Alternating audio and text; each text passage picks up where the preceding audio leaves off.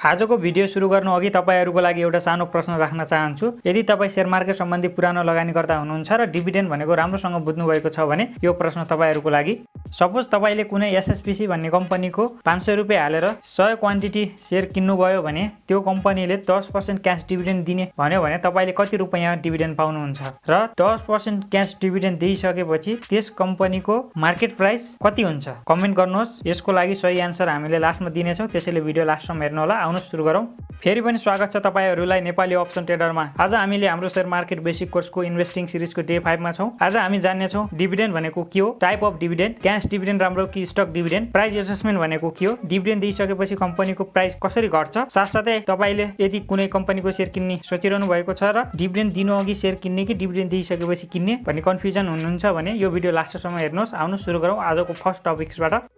Dividend भनेको के हो? डिभिडेन्ड भनेको यदि तपाईले कुनै कम्पनीको शेयर किन्नुहुन्छ भने तपाई त्यो कम्पनीको एउटा सानो हिस्सेदार बन्नुहुन्छ। भन्नुको अर्थ तपाई त्यो कम्पनीको केही प्रतिशतको मालिक बन्नुहुन्छ र यदि कम्पनीले प्रॉफिट कमायो भने तपाईले त्यसमा गरेको लगानीको पर्सेन्टेजको आधारमा तपाईलाई त्यो कम्पनीले आफ्नो प्रॉफिट दिन्छ, जसलाई डिभिडेन्ड भनिन्छ। सपोज मानौ तपाईले कुनै एउटा रेस्टुरेन्टको शेयर किन्नु भयो। यदि त्यो रेस्टुरेन्टले 1 वर्षमा राम्रो नाफा कमायो भने उसले आफ्नो नाफाको केही पर्सेन्टेज तपाईलाई दिन्छ। यो पर्सेन्टेज तपाईको लगानीको आधारमा उसले दिने गर्छ, जसलाई नै डिभिडेन्ड भनिन्छ।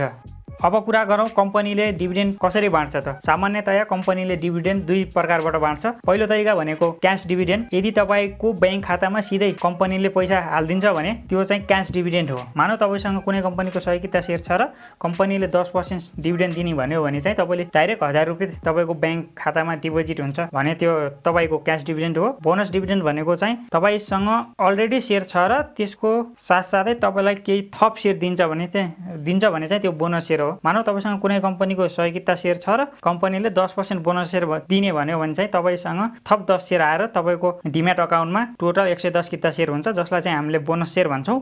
अब प्रश्न आउँछ क्याश डिभिडेन्ड राम्रो कि बोनस डिभिडेन्ड, कुन राम्रो? त्यो तपाईको लगानीको लक्ष्यमा निर्भर गर्छ। यदि तपाईलाई तुरुन्तै पैसा प्राप्त गर्नु छ, जुन पैसा खर्च गर्न वा बचत गर्न वा अन्य शेयर किन्ने सोच्नु भएको छ भने तपाईको लागि क्याश डिभिडेन्ड राम्रो हुन सक्छ, जुन चाहिँ तपाईले आफूले चाहे अनुसार खर्च गर्न सक्नुहुन्छ। यदि तपाईले तपाईको शेयरको संख्या बढोस् भन्ने चाहनुहुन्छ, भविष्यमा थप डिभिडेन्ड चाहनुहुन्छ, दीर्घकालीन लगानी गर्ने सोच छ भने तपाईको लागि बोनस शेयर राम्रो हुन्छ।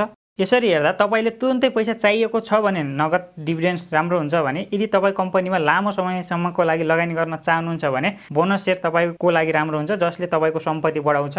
अब प्रश्न आउँछ यदि तपाई कम्पनीको शेयर होल्डर हुनुहुन्छ, कुनै कम्पनीको शेयर होल्डर हुनुहुन्छ भने तपाई के रोज्नुहुन्छ? कमेन्ट गर्न सक्नुहुन्छ, जसबाट तपाईको उद्देश्य थाहा पाउन सकिन्छ।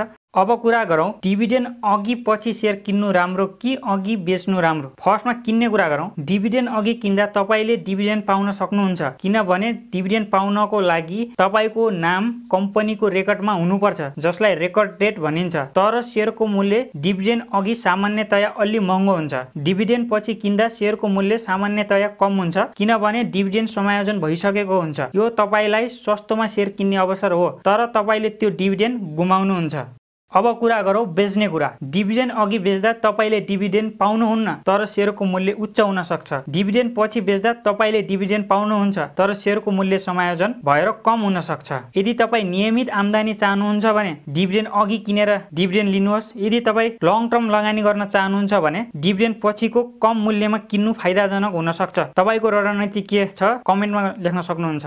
अब कुरा गरौँ प्राइस एडजस्टमेन्ट कसरी हुन्छ भनेर। सपोज तपाईले एसएसपीसी कम्पनीको शेयर 100 क्वान्टिटी 500 रुपैयाँ हालेर बाइ गर्नुभयो र कम्पनीले 10% क्याश डिभिडेन्ड दिने भन्यो भने तपाईले कति क्याश डिभिडेन्ड पाउनुहुन्छ र कम्पनीले क्याश डिभिडेन्ड दिइसकेपछि अर्को दिन कम्पनीको प्राइस एडजस्टमेन्ट कति हुन्छ, अर्को दिनको मार्केट ओपनिङ प्राइस कति हुन्छ सोच्नुस् त। मानव कम्पनीले 10% डिभिडेन्ड दिने भन्यो भने कम्पनीले जहिले पनि आफ्नो पार भ्यालु वा फेस भ्यालुको 10% दिन्छ। फेस भ्यालु र पार भ्यालु बुझ्नु भएको छैन भने तपाईले डे 1 को भिडियो हेर्न सक्नुहुन्छ, जुन चाहिँ कम्पनीहरूले आफ्नो कम्पनीको टोटल शेयर थाहा पाउनको लागि या निकाल्नको लागि फेस भ्यालु वा पार भ्यालुले डिभाइड गरेर निकाल्ने गर्छन्, जसलाई नै हामीले फेस भ्यालु वा पार भ्यालु भन्छौं।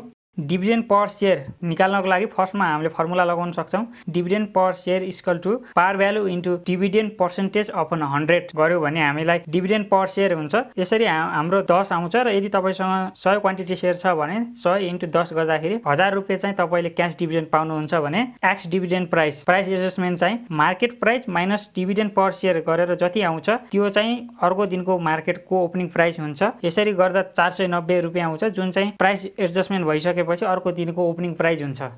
सेम केस यदि कम्पनीले 10% क्यास डिभिडेन्ड नदिएर 10% बोनस सेयर दियो भने तपाईँले कति सेयर पाउनुहुन्छ र मार्केट प्राइस कसरी एडजस्टमेन्ट हुन्छ, सेम त्यही तरिकाले हुन्छ या फरक तरिकाले हुन्छ बोनस दिइसकेपछि भनेर जान्नेछौँ। अब कुरा गर्नेछौँ कम्पनीले 10% बोनस सेयर दियो भने मार्केट प्राइस एडजस्टमेन्ट कसरी हुन्छ भनेर। मार्केट प्राइस एडजस्टमेन्ट निकाल्नको लागि market price upon 1 plus bonus percentage upon 100 गर्यो भने चाहिँ यसरी हामीले प्राइस एडजस्टमेन्ट निकाल्न सक्छौँ। यहाँ हामीले मार्केट प्राइसको ठाउँमा 500 रुपियाँ राख्छौँ, अपन 1 फर्मुलाको 1 हुन्छ र प्लस भएको बोनस पर्सेन्टेज। जस्तै यो कम्पनीले 10% बोनस दियो भने हामीले माथि 10 राखेर 100 ले डिभाइड गर्यो भने 500 अपन 1.1 आउँछ।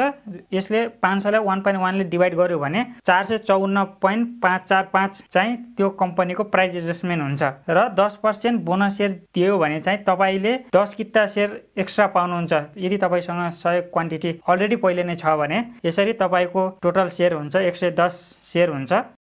मलाई विश्वास छ तपाईँलाई सुरुमा स्टार्टिङमा सोधेको प्रश्नको उत्तर तपाईँहरूले पाइसक्नु भएको होला। ल साथीहरू, आज हामीले डिभिडेन्डको बारेमा धेरै कुरा सिक्यौँ। यो के हो, यसका प्रकारहरू, नगद र बोनस डिभिडेन्डको तुलना पनि गऱ्यौँ। मूल्य समायोजन, प्राइस एडजस्टमेन्टको कारण र किन्ने र बेच्ने राइट समय कुन हो भनेर पनि हामीले सिक्यौँ। आशा छ यो जानकारीले तपाईँको लगानीको यात्रालाई अझ सजिलो बनाउनेछ। अब तपाईँको पालो कमेन्टमा भन्नुहोस् तपाईँलाई यो जानकारी कस्तो लाग्यो र यदि तपाईँलाई यस्तै रोचक भिडियोहरू चाहिएको छ भने हाम्रो च्यानललाई सब्स्क्राइब गर्न नभुल्नु होला। बेल आइकन थिच्नुहोस् ताकि अर्को भिडियो तपाईँको नछुटोस्। फेरि भेटौँला, तबसम्मलाई बिदा दिनुहोस्। हस्त, नमस्ते।